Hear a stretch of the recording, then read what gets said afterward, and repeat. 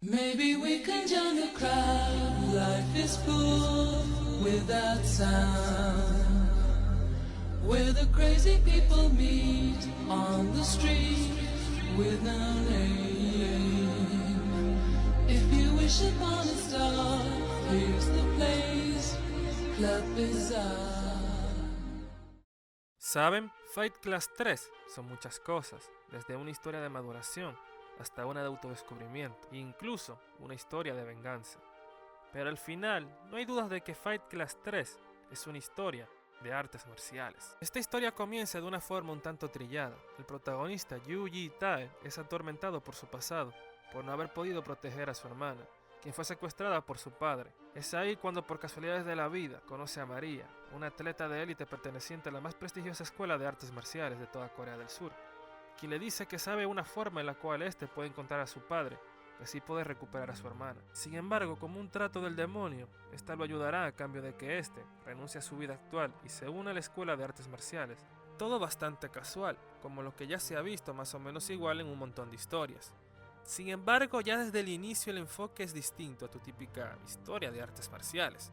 Digo, una cosa que diferencia a los coreanos de los japoneses es el cómo sus historias suelen abarcar más el entorno completo y no solo quedarse con el protagonista y lo que éste tiene enfrente. En resumen, un enfoque exhaustivo en el drama de grupo, para así diversificar la trama. Es por ello que en sus historias solemos ver a los protagonistas terminando involucrándose en asuntos que competen a toda su clase o grupo. Y es que al final esta historia no es solo sobre Yuji Tae. En resumen, en este caso, como dice el nombre, la historia trata sobre eso, la clase de la lucha. Así la historia tomando el enfoque de contarnos todo sobre ello, desde la base de este lugar hasta sus miembros. En tu típica historia de artes marciales el protagonista se pone un objetivo y simplemente lo vemos avanzar hacia este, sin que haya un freno, todo sin pararnos a reflexionar mucho o relajarnos por un largo tiempo. Aquí al contrario todo empieza de forma pausada, viendo el cómo Yuji Tae tiene que adaptarse a este nuevo entorno hostil, y así el cómo este tendrá que hacerle frente a lo que se le va viniendo. Lo sorprendente es el cómo de una forma natural la historia puede hacernos saltar de perspectiva y contarnos las historias de otros personajes y organizaciones sin que se sienta forzado o sin rumbo. Desde el grupo de Hamin y su admiración hacia María y fijación hacia Yuji Tae por ser su protegido, hasta el grupo de Cha Saowon y su adversión hacia el protagonista. Todo en el escenario se siente vivo y con un propósito detrás. Todo desde mostrarnos el cómo habrá gente a la que nunca le caeremos bien, hasta el cómo incluso algunos no se mostrarán hostiles, pero serán neutros en cualquier cosa que tenga que ver con nosotros. Todo mientras se va abriendo de fondo el telón hacia la verdad, que está oculta a simple vista. No les voy a mentir, en un inicio durante su primera mitad la serie es bastante lenta y hasta un tanto genérica en cuanto a estereotipos y arquetipos. Pero es obvio que esto lo hizo a propósito el autor para ir rompiendo poco a poco el molde, y así sorprendernos con el desarrollo. Digo, literalmente una de las subtramas más importantes comienza por algo que en cualquier otra historia hubiera sido un simple chiste o problema menor, pero aquí se le dio la seriedad que se merece, y se llevó hasta el final de una forma impactante que nunca hubieras visto venir. Lo más sorprendente de esta historia es el cómo siempre te agarra desprevenido. No hay dudas de que el autor, Lee Hack, quería sí o sí ir en contra del esquema clásico de tu típica historia de artes marciales. Es por eso que todo empieza a dar un giro de 180 grados a partir de la introducción de cierto concepto, el cual llevó a esta historia a un punto sin retorno, que sorprendería hasta el más precavido de todos. Digo, en un inicio puede parecer que no, pero al final esta historia es sobre Yuji Tae, el protagonista, quien se ve metido en la clase de la lucha. Es por ello que a partir de la finalización de la introducción del mundo, lo siguiente se va viendo más y más centrado en él. Un buen world building se caracteriza no solo por el cómo está en constante movimiento, sino también por el cómo las cosas van más allá de lo que se ve a simple vista y trata el protagonista. Es por esa razón que en esta historia iremos viendo los conflictos de intereses, cambios de bandos y hasta puro maquiavelismo con peleas de pandillas de por medio. Al fin y al cabo es obvio que esta historia sufre del síndrome de Cerebus, por ende se va volviendo más y más cruda y oscura con el pasar de cada arco, llegando a puntos casi surrealistas. Inicia con un tono relajado y familiar, el cual se va volviendo opacado por uno más tenso y explosivo. Y todo esto no solo se nota a través de la escritura, sino también en el propio arte. Digo, al final esta serie trata sobre artes marciales. Es por ello que no deja de sorprenderme el ingenio con el cual, con tantos capítulos, el autor pudo darle un aire distintivo a cada pelea de esta historia. Sí es cierto que en ocasiones la historia peca de ser un tanto sobreexpositiva, con momentos donde te dicen que un sujeto está usando el enojo para suprimir su miedo, aun y cuando es visualmente obvio. Y es que fácilmente este manga tiene de los paneles más brutales y crudos que he llegado a ver en un cómic, sobre peleas de artes marciales, con viñetas claras en cuanto a técnica y movimiento, y los cuales siguen la lógica de cada estilo de lucha de los personajes. Lo más sorprendente es el cómo los personajes se las ingenian según el problema en el cual se ven envueltos. Que si tienes los números en contra, pues usa el terreno a tu favor. Que te enfrentas a alguien que no puede sentir dolor ni agotamiento, pues inutilizas sus sentidos, y así sucesivamente. Es increíble el cómo hasta la mentalidad y el estilo de pelea de los peleadores se ve reflejado en su forma de luchar, desde aquellos que juegan sucio hasta los que son más rectos o precavidos que otros. En las historias de artes marciales, aun si se trata de enfrentamientos con espadas de madera, existe la posibilidad de morir o quedar con heridas ya sea físicas o mentales de por vida. Eso no es una excepción aquí, con personajes que incluso llegan hasta morir. Y es que lo mejor de esta historia viene no solo con sus momentos impactantes, sino también con sus temas. Y es que nunca en mi vida hubiera llegado a pensar que en una historia de artes marciales iba a haber tratado de forma seria temas como el transhumanismo o la ludopatía. Digo, esta filosofía nietzscheana se nos llega a mostrar en esta historia.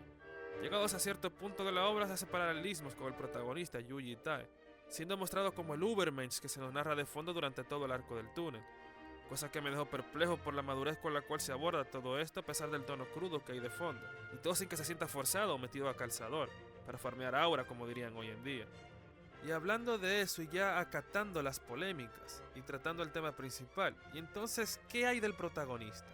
Pues Yuji Tai es especial hasta en el cómo hace reaccionar a los espectadores, aplicándose aquí el famoso dicho, ningún chile les embona.